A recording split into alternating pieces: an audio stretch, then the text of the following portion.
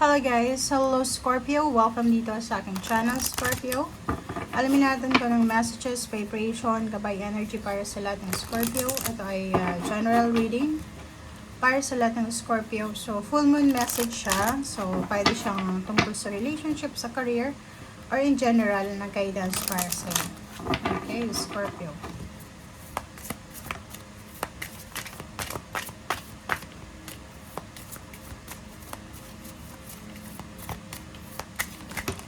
Okay.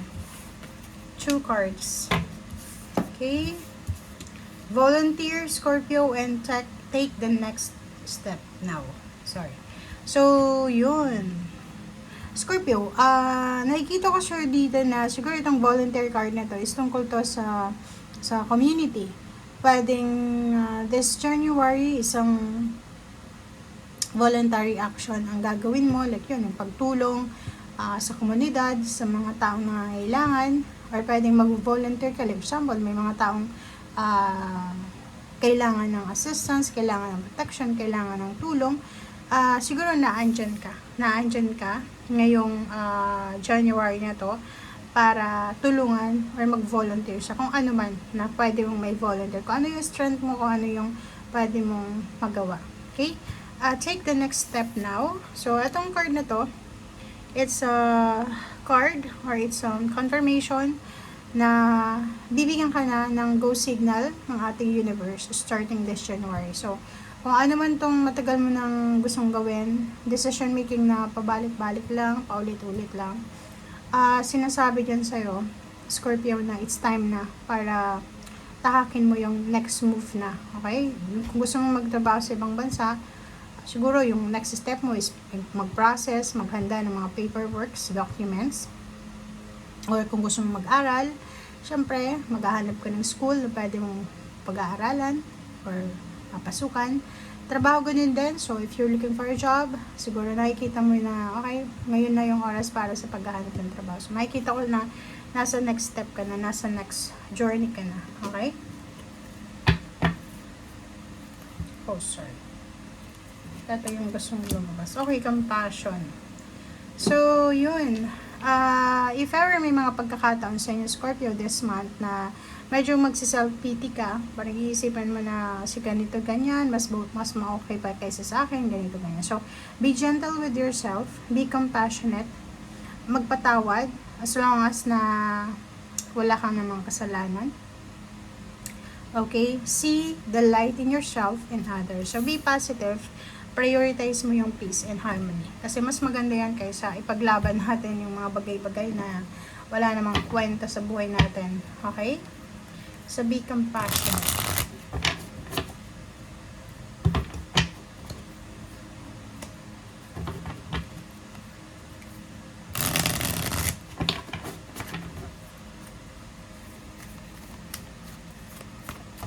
Okay, Scorpio.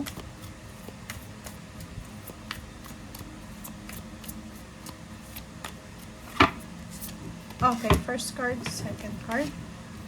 Scorpio, Queen of Pentacles and Ten of Pentacles. So, nakikita ko sir dito, Scorpio, na financially, siguro starting this January, mahawakan mo yung lump sum of money na matagal mo nang hinihintay. Or siguro starting this January, makukuha mo yung financial freedom or yung lump sum of money, inheritance, or pwedeng yung expected certain amount of money mo na siguro na umutang ka sa bangko or umutang ka sa isang lending na company. Nakikita ko sure dito na this January, eto na yung simula na mahawakan mo yung lump sum of money or yung financial gain or financial wealth na matagal mo nang minamanifest. Okay? Okay. So, Wheel of Fortune. So, yung Wheel of Fortune is na andito sa'yo, Scorpio, para bigyan ka niya ng boost. Diba? Yung parang sinasabi sa'yo na, like dito, nagsiself-pity ka. Parang iniisip mo, ako na yung pinaka-worst, ako na yung pinaka-mahina, ganito. No. Kasi nandito yung Wheel of Fortune. Yung Wheel of Fortune is parang binibigyan ka ng courage, binibigyan ka ng boost, ng confidence ng ating universe na sinasabi sa'yo na everyday kayang magbago ng buhay mo, everyday kayang mong makapagsimula, and everyday is a blessing para sa lahat na pwede nating magamit para makabuo ulit ng bagong pangarap, ng motivation, or kano pa man.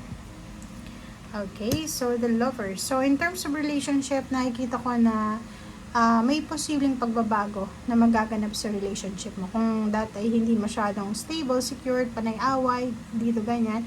So nakikita ko yung the lovers dito na maganda. Okay? Maayos. Maayos yung takbo ng relationship. Maayos na maayos. Okay.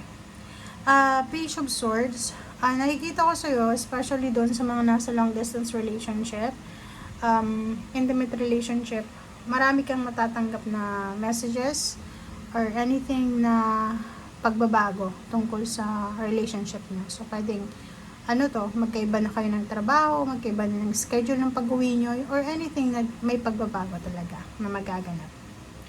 Okay, Empress. Empress card, it's card para sa new beginnings, new start. Alchemy, diba? So, unang-una kailangan mong alagaan yung sarili mo.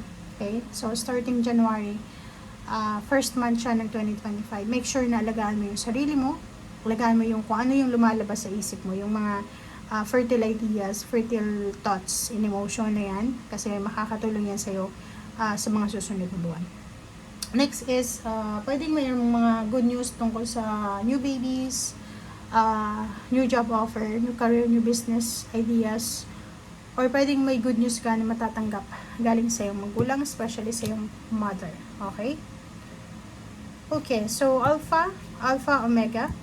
So, nakikita natin dito na maraming pagbabago ang magaganap sa iyo, Scorpio, na posibleng talagang makakatulong to sa'yo. Pero, pwedeng may isip mo na, hindi ito maganda. But, sinasabi ng bara, huwag kang matakot. Kasi, etong pagbabagong magaganap na to sa'yo, is makakatulong to sa'yo para makapag-restart ka, diba? Restore ka ng kung ano mang bagay na nawala sa'yo. So, it's a good karma. Kung ano man ang darating sa'yo, starting this January, isipin mo na karma to. It's a good karma. It's a karma from the past. So, lahat naman kasi ng mga ginagawa natin ay may kaakibat yan na consequences. So, kung makikita mo dito, yung karma card and then katabi niya yung 6 of Wands, is a good karma siya. Kasi sinasabi ng 6 of Wands, victory, success, recognition, appreciation. Siguro for the past maybe how many years? 6 years? Or maybe how many years? 3 years? 10? Or ilan ba? Kasi ang daming 10 dito 10, 10. Diba? So, sinasabi sa'yo dito na lahat ng sacrifices mo, yung dugot pawis sa puhunan mo, ay ang kapalit niya is double, triple, tenfold na success, recognition, awards, rewards, or talagang celebration. Okay? Thank you guys for watching. Bye!